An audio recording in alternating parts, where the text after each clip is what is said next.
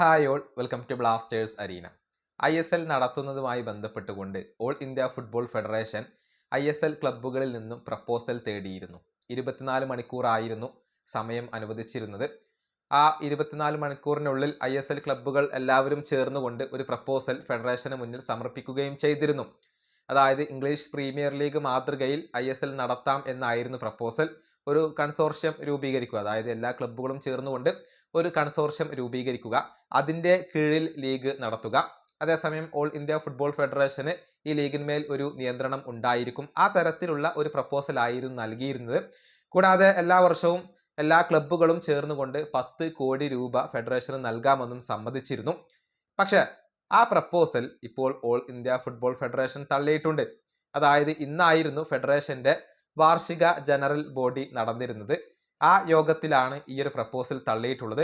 മാത്രമല്ല, I league നടത്തുന്നതുമായി ബന്ധപ്പെട്ടുകൊണ്ട് I league ക്ലബ്ബുകളിൽ നിന്നും ഒരു പ്രപ്പോസൽ ഫെഡറേഷൻ തേടിയിരുന്നു. അങ്ങനെ ഐ ലീഗ് ക്ലബ്ബുകളും ഒരു പ്രപ്പോസൽ നൽകിയിരുന്നു. അതായത് ഐ ലീഗും ISL-ഉം ഒരുമിപ്പിക്കണം അഥവാ യോജിപ്പിക്കണം, എന്നിട്ട് 18 ടീമുകൾ ഉള്ള ഇന്ത്യൻ പ്രീമിയർ ഫുട്ബോൾ ലീഗ് സംഘടിപ്പിക്കണം എന്നായിരുന്നു ഐ ലീഗ് ക്ലബ്ബുകളുടെ ഒരു ആവശ്യം. 15 വർഷത്തേക്ക് എല്ലാ ക്ലബ്ബുകളും ചേർന്നുകൊണ്ട് ആകെ 50 കോടി രൂപ ഫെഡറേഷന് നൽകാമെന്നും ഐ ലീഗ് ക്ലബ്ബുകൾ അറിയിച്ചിരുന്നു.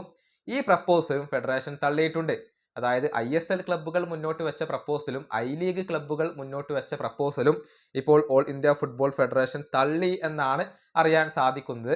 സായൻ മുഖർജി ഉൾപ്പെടെയുള്ള മാധ്യമ പ്രവർത്തകർ ഇക്കാര്യം ഇപ്പോൾ റിപ്പോർട്ട് ചെയ്തിട്ടുണ്ട്.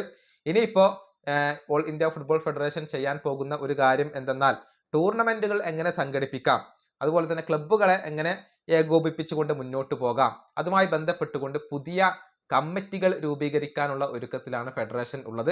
അതായത് പുതിയ ഒരു കമ്മിറ്റി രൂപീകരിക്കും. അവരാണ് ഇക്കാര്യത്തിൽ ഒരു തീരുമാനം എടുക്കുക. എന്ത് പരിഹാരമാണ് എന്നുള്ള കാര്യത്തിൽ ഒരു നിർദ്ദേശം ഈ കമ്മിറ്റി കണ്ടെത്തും എന്നൊക്കെയാണ് ഇപ്പോൾ പ്രതീക്ഷിക്കപ്പെടുന്നത്. അതിനു വേണ്ടിയുള്ള ഒരുക്കങ്ങളിലാണ് ഫെഡറേഷൻ ഉള്ളത്. ചുരുക്കത്തിൽ യാതൊരുവിധ പുരോഗതിയും ഉണ്ടായിട്ടില്ല എന്നർത്ഥം. കുറെ മീറ്റിങ്ങുകൾ നടക്കുന്നുണ്ട്, കുറെ പ്രപ്പോസലുകൾ വരുന്നുണ്ട്, പക്ഷെ അതൊന്നും ഫലം കണ്ടിട്ടില്ല.